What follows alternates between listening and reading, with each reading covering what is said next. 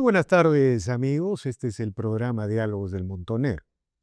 Seguimos reflexionando sobre las elecciones generales más accidentadas de la reciente historia. Elecciones en las que a las 13 horas no se habían instalado el 30% de las mesas de Lima, en unos comicios que duraban desde las 7 horas hasta las 15 horas. El Jurado Nacional de Elecciones ante esto tuvo que prolongar la hora de votación, 1 hora, y ampliar la fecha de instalación de las mesas. Pero ese 30% de mesas que no se instalaron y que redujeron el proceso electoral a 4 horas exactamente en todas esas mesas, ese 30% representa 1/3 del padrón nacional electoral. El ausentismo ahí ha favorecido y ha desfavorecido al candidato.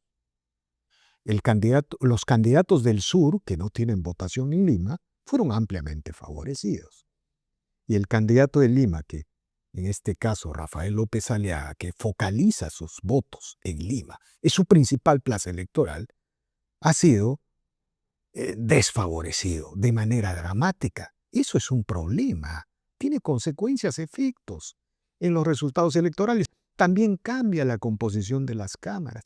Y el señor Piero Corvetto, por estas ineficiencias, estas irregularidades, no sé cómo llamarlo, esta incapacidad de organizar el proceso electoral, ha señalado que se trata de fallas subsanables, por decirlo de alguna manera, y pretende seguir en el cargo. Eso no puede ser posible. Pero tenemos que reflexionar sobre estos temas, sobre este momento crucial del Perú. Muchas cosas dependen del país, del futuro, en este momento, y por ese motivo hemos convocado el día de hoy a la señora Lourdes Flores Nano. Ella es lideresa del socialcristianismo, ¿no? Es una lideresa permanente de esta corriente política, una protagonista principal de los últimos procesos nacionales, y ha tenido la gentileza de aceptar esta conversación. Buenas tardes, doctor Flores Nano. Gracias por Andrés, con mucho gusto de estar contigo. ¿Qué comentario le merece esta elección? ¿Qué nos podría decir? No hay nada parecido. El único, salvando las distancias y excluyendo cualquier vínculo o mala intención, solo mencionando hechos, algo parecido solo existía en las elecciones que organizaba Hugo Chávez.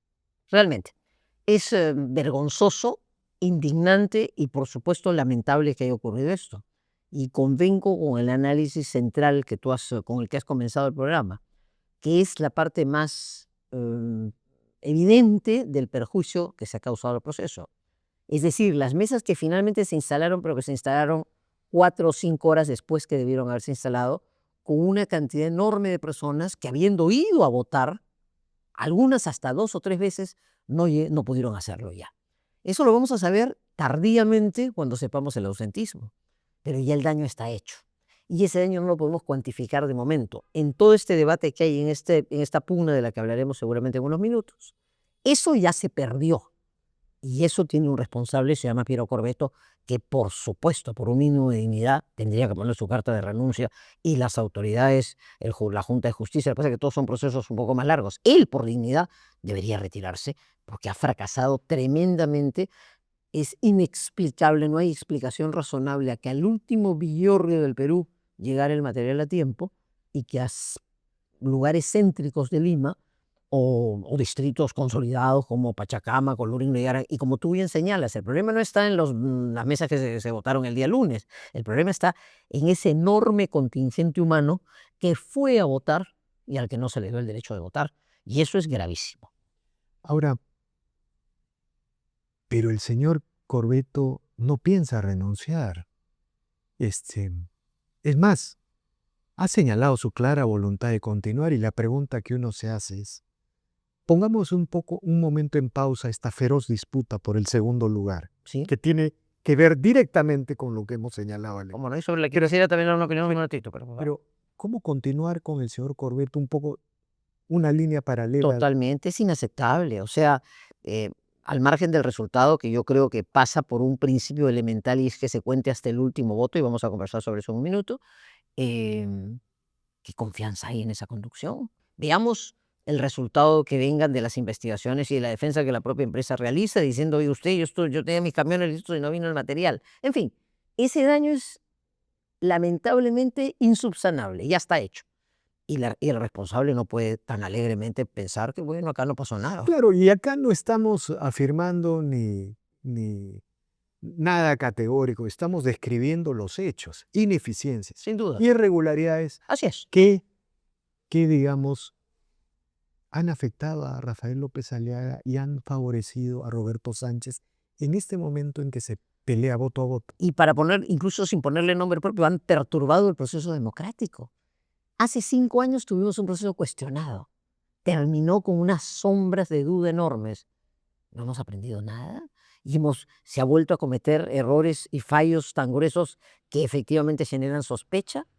En fin, tampoco quiero yo quiero ser bien prudente, porque yo jugué un rol activo la vez pasada en nuestras denuncias sobre la materia, pero quiero ser absolutamente prudente. Simplemente estamos describiendo una ineficiencia absoluta que genera una enorme desconfianza en la persona que tiene a su cargo la operatividad. Pues así es que el capítulo Corbeto tendría que cerrarse ahora y por dignidad él mismo tendría que irse. Y si no, la Junta de Justicia, dentro de la brevedad del plazo, tendría que tomar una decisión guardando el debido proceso, etcétera, etcétera, pero no podemos ir a una segunda vuelta en esas manos. Por lo menos creo que un número importante de ciudadanos tenemos una enorme desconfianza. El efecto de estos errores acumulados, de estas eficiencias acumuladas, es que ya se polarizó la disputa por el segundo lugar.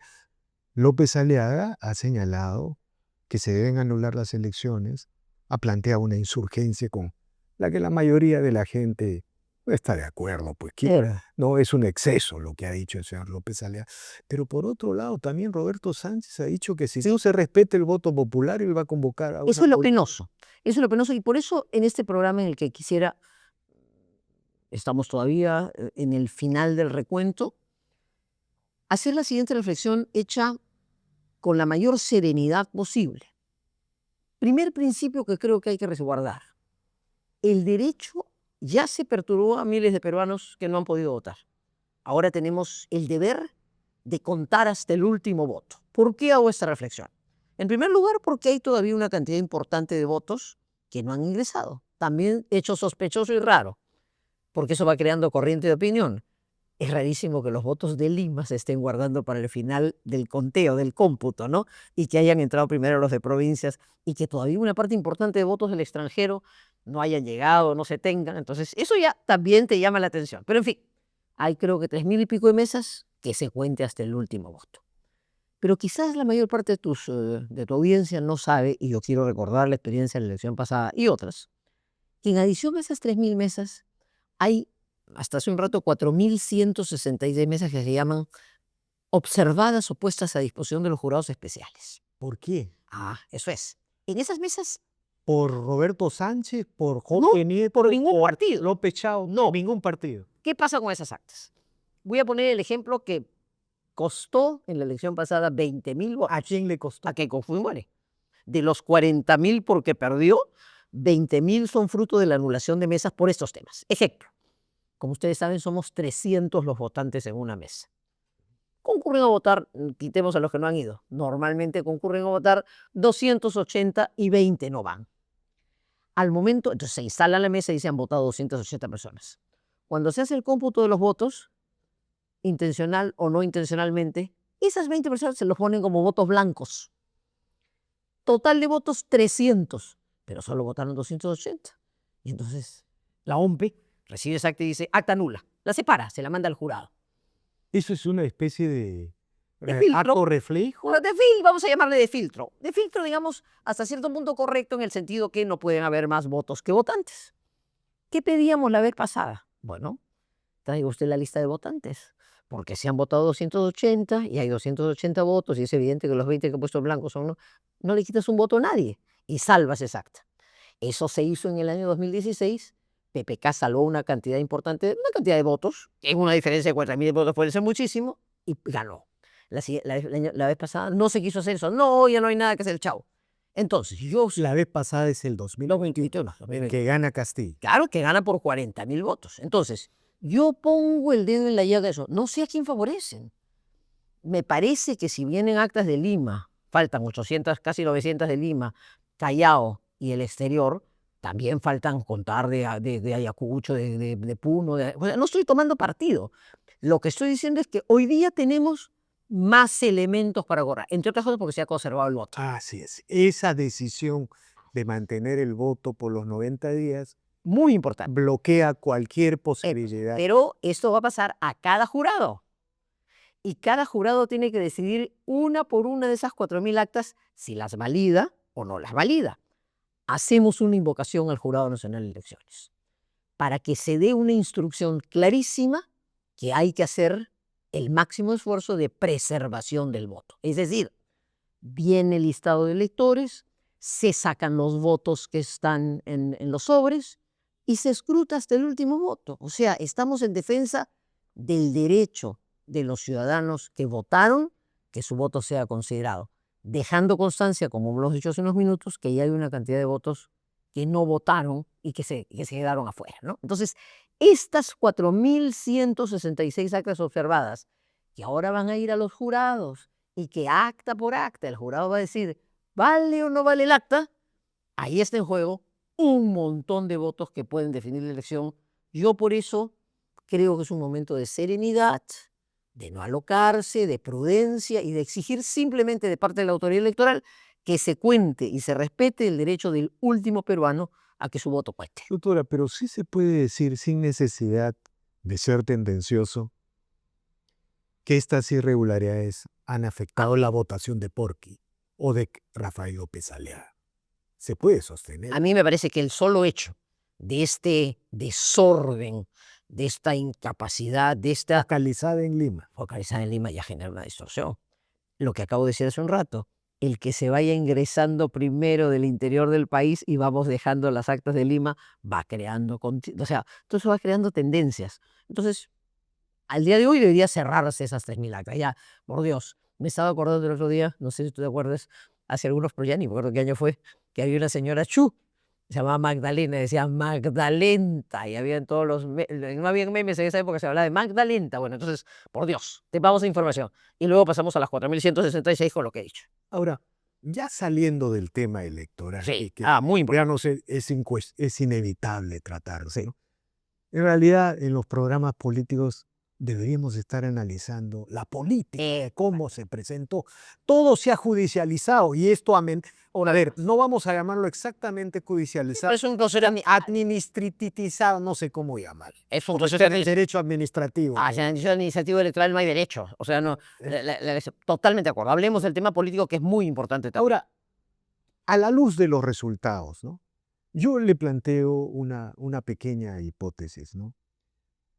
En realidad estas elecciones estaban cantadas para la centro-derecha. No había ninguna razón, más allá de lo que digan nuestros amigos analistas progresistas. Recuerdo que ahí uno decía, Porqui no pasa por la valla, Keiko, retírate. Pero más allá de eso, estas elecciones estaban cantadas para la centro-derecha, ¿no es verdad? Sí. ¿No? Pero surgió un cisco en negro. Los errores de Porqui se acumularon de tal manera, sobre todo la vacancia Gerí. Cuando Keiko empieza a crecer, Porqui se detiene su estrategia, empieza a polarizar con Keiko. Y en ese momento algo se rompe entre Rafael López Aliaga y la ciudadanía y empiezan a surgir López Chao, empiezan a surgir Nietos, Carlos Álvarez y todos esos candidatos volátiles que se registraron. ¿Cómo entender esta situación? Una reflexión sobre. Con el mayor gusto, y creo que ese es el medio de pasando este tema en el que creo que con las palabras que hemos y el análisis que hemos hecho solo reclamamos la verdad electoral. Eso es lo primero. La primera parte de esta entrevista está vinculada a que se garantice la verdad electoral y que no haya nada que lo distorsione, habiendo ya habido problemas. Pero lo segundo es que, más allá de eso, la conformación del Parlamento, que también ha tenido alguna pequeña distorsión, o no, o grande distorsión, no sabemos por lo que hemos señalado, de cualquier forma nos revela la imperiosa necesidad. Yo, por supuesto, aspiro porque me parece, creería, desearía que así surja de las urnas, que la contienda en segunda vuelta sea entre la señora Fujimori y el señor López Aliaga. Cada uno mostrará lo mejor de sí y nos tratará de persuadir a los peruanos de cuál es la mejor opción. Pero en cualquier caso, la realidad política nos revela que ya en el Parlamento hay una composición que obliga, y yo le llamo una obligación moral para con el país, que este escenario sea uno en el que no repitamos el penoso momento del 17 en adelante, del 2017 en adelante, que es la vorágine de esta bola que ha ido yendo Dos derechas en un desangramiento. en un desangramiento. Tengamos presente hoy día que esas dos fuerzas políticas, Fuerza Popular y Renovación, vamos a ver los votos finales, pero rozan la mayoría, creo que ni siquiera le alcanza, les falta un poquito. Pero su primer deber es que ahí hay un bloque pensando en el Perú. Si los dos son contendores en segunda vuelta, como sería mi deseo y mi esperanza que así surja de las urnas, que sea la mejor contienda en segunda vuelta, pero que el 13 de junio se ponga por encima el interés nacional y en un pacto político abierto, no bajo la mesa, se busquen las soluciones necesarias para convocar. Además, que tengan la habilidad y la apertura de convocar a otros actores que los habrá seguramente en el Parlamento para hacer una mayoría necesaria. El Perú necesita cambios de fondo y esos cambios de fondo reclaman de una mayoría. Eso es hacer política con P mayúscula. No el arreglo, la repartija, el acuerdo bajo la mesa, no, es pensar en el Perú en grande. Y con mayor razón si por desgracia nos tocara ir a una contienda de dos fuerzas políticas en una elección muy polarizada.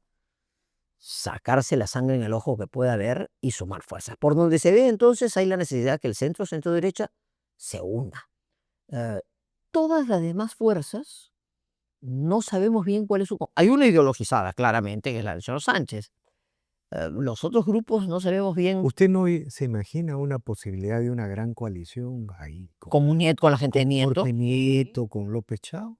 Por eso digo, la del señor Sánchez me parece que es la más polarizada y sin embargo habrá que ir a una segunda vuelta también buscando esos electores con respeto al elector olvidado, al elector resentido, al elector del sur que quiere eficiencia en la acción de gobierno. Pero estoy de acuerdo contigo, tenemos que acabar con los antis. Los 5 necesarios años de reconstrucción del país reclaman también buscar actores, primero pedirles en la segunda vuelta madurez. Cualquiera de los dos tendría, digamos, por conquistar votos tiene que voltear y decirle... Pero es bien, medio triste es ver, bueno, era su discípula, Marisol Pérez Tevez, decir no voto por Keiko. ¿Cómo sabe que no va a votar por Keiko? Si la segunda vuelta no está definida. Igualmente triste es ver al señor López Chao decir, yo no voto por Keiko. O sea, quiere decir que ellos votan, por ejemplo, por Porqui o por Sánchez de manera igual. No puede ser. Digamos que un líder nacional no puede tener ese tipo de afectación. Yo sentí la elección del 2021 a la que me remito, simplemente por hacer el recorrido histórico, que había una responsabilidad también de esas voces un poquito más reflexivas y de personas con un mayor nivel de madurez política, profesional, etcétera, a las que el hígado los ganó. En esta ocasión, primero espero que los contendores de segunda vuelta, si fueran los señores Fujimori de todas maneras y el propio señor López Aliaga, sean conscientes que hay que voltear, que el mundo tampoco es un mundo unipolar y que aún si pasaran los dos a segunda vuelta, como yo espero que ocurra y con serenidad, a la luz por supuesto del resultado electoral, siguen siendo una minoría. Hay que voltear a esas voces responsables y construir una mayoría nacional auténtica. La otra cosa que es importante tener en claro, para un poco ver escenarios y posibilidades, son las reales posibilidades de Keiko, ¿no? Yo no comparto, mire usted, la posición esta triunfalista de la izquierda que dice, es la cuarta vez Keiko está ahí. Se equivocan de principio. Bueno, y eso en todo caso es un reconocimiento de su tenacidad, que no es poca cosa, ¿no? Claro, se equivocan de principio a fin, así como decían, porque no pasa la valla, o le pedían a Keiko, retírate de la elección.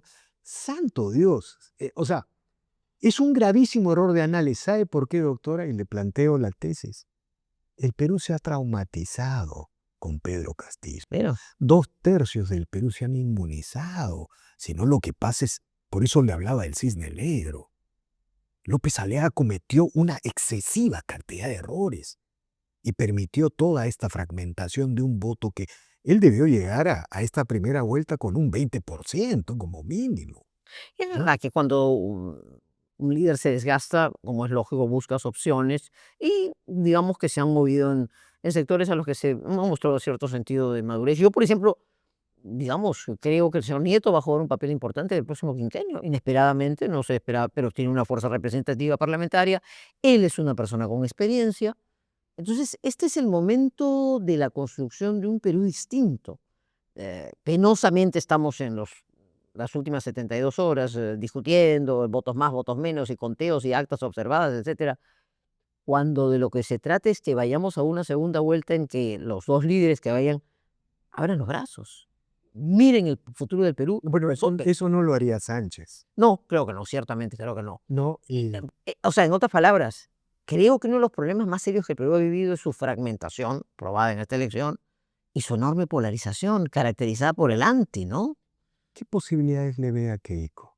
Mire, le sigo planteando algunas tesis, por un poco que no me ha respondido. Por ejemplo, hasta antes de que Creo que tiene apa- unos... hasta antes de que apareciera ¿Sabes qué? Nieto, Ah, Chao o Álvarez, hasta el antifujimorismo era liderado por la derecha. sí. Sí, o sea, López Aliaga había también crecido en el espacio antifujimorista. La seg- Entonces, sí, contesto la pregunta. bien difícil que la izquierda la haga, como se dice en A ver, yo creo que la segunda, tenemos que salir de esta duda, esta incertidumbre con la serenidad que estoy invocando, pero yo creo que lo que necesitamos en la segunda vuelta es ver líderes que entiendan lo que es una segunda vuelta. Hago también esta reflexión en público. La segunda vuelta es un sistema que está hecho para que el que no tiene mayoría voltee a los rivales y forme una mayoría. En los sistemas parlamentarios eso es, busco los votos en el Parlamento para tener mayoría. Nosotros hemos convertido las segunda vueltas en el anti. O sea, cómo me tumbo el que no quiero que llegue, ¿no? Quizás se abra ahora la posibilidad que se entienda el líder de los líderes de la segunda vuelta, los contendores en la segunda vuelta, que tienen que ser los líderes nacionales, que tienen que ser los líderes de la unidad nacional, de la convocatoria, entre los afines para comenzar. Eso está descartado. En cualquiera de los escenarios, ojalá sea la contienda menos polarizada, pero el deber de unirse el 13 de junio está sobre la mesa, o el no sé qué día toca, el 7, el 8, el día siguiente de las elecciones. Pero no es solo eso. Hay un Perú que tampoco se ha sentido representado y al que hay que voltear y que hay que comprender que un gobierno necesita ser eficiente genuinamente, que lo que el peruano humilde que rechaza, digamos, este sistema tradicional, lo que quiere es que se resuelvan sus problemas. No quiere ver una clase política enfrentada ideológicamente en un mundo que ha cambiado. Entonces, es un momento de reconstrucción del país. Y esta invocación también alcanza a esos otros grupos políticos cuya votación no ha sido desdeñable y que ojalá entiendan también su sentido de responsabilidad, ¿no? Y no me ha dicho cómo ve aquello. La veo una oportunidad. Creo que es un buen momento para ella.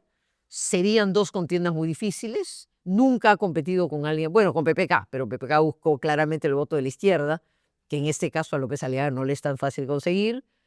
Frente a la izquierda claramente tiene una misión que Es cumplir. la primera vez, Es una oportunidad para ella. es la primera vez en que ella es víctima.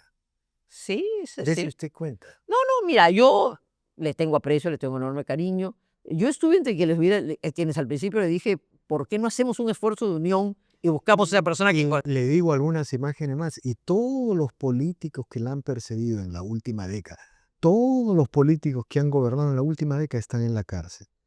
Hasta el fiscal que la persiguió es abogado de Pedro Castillo y ha sido exonerada. Por eso tiene, mira, quizás Dios... Tiene un enorme espacio, Yo creo sino que... que todavía no aparece porque no es la segunda vuelta. No, por eso. Ella, no tengo ninguna cercanía al proyecto que estén construyendo, pero me imagino que son conscientes del gran desafío.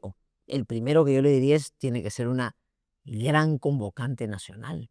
Lo ha dicho repetidas veces, los contiendos lo he hecho bien, no tengo rencor, tengo un corazón abierto, me parece muy bien. Pero yo donde estoy poniendo énfasis es digamos, entre los amigos, entre los afines.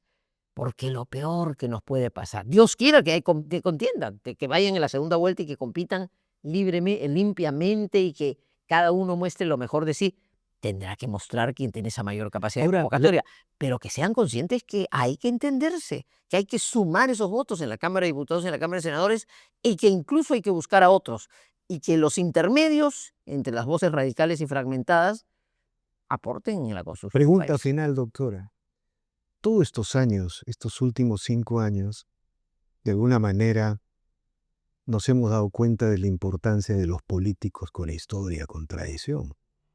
¿Cuánta falta hace? ¿No? ¿Cuánta falta? Yo agradezco la reflexión y yo creo firmemente en eso, pero creo que todavía el electorado está con No, pero un cierto rencor, ¿no? Un voy a cierto lo, dolor. voy a lo siguiente. Usted, ante una gran convocatoria de un gobierno de unidad nacional, es convocada. La veo volviendo a la política. Bueno, nunca he dejado de estar y me tienes activamente y estoy en mi partido. A ver, más que pensar en el título personal, que o sea, creo que mi deber como militante de un partido de toda la vida, como una vida entregada a la política, en este momento es tratar de ayudar a eso. En una hora difícil como esta, pedir serenidad. En una hora próxima, pedirle a los adversarios legítimos y democráticos si uno puede tender un...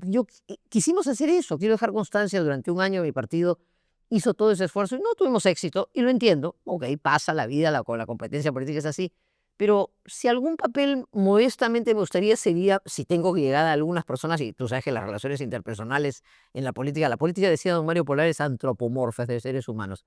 Eso es lo más importante. Finalmente, bueno, será la capacidad del líder de convocar a los mejores de muchas tiendas políticas y de su propia casa, primero entenderse entre ellos, en fin, hay mucho por construir. Ahora esperemos que se A llegue contar los votos. a contar los votos y invocarle al Jurado Nacional de Elecciones esa tesis esté desarrollado. Señor jurado, con el recuento de votos, con la información accesible, corrigiendo los defectos de la elección pasada, hay la posibilidad que tengamos la certeza final. Una, Ya el daño hecho no es y una- irreparable, lamentablemente. otra idea.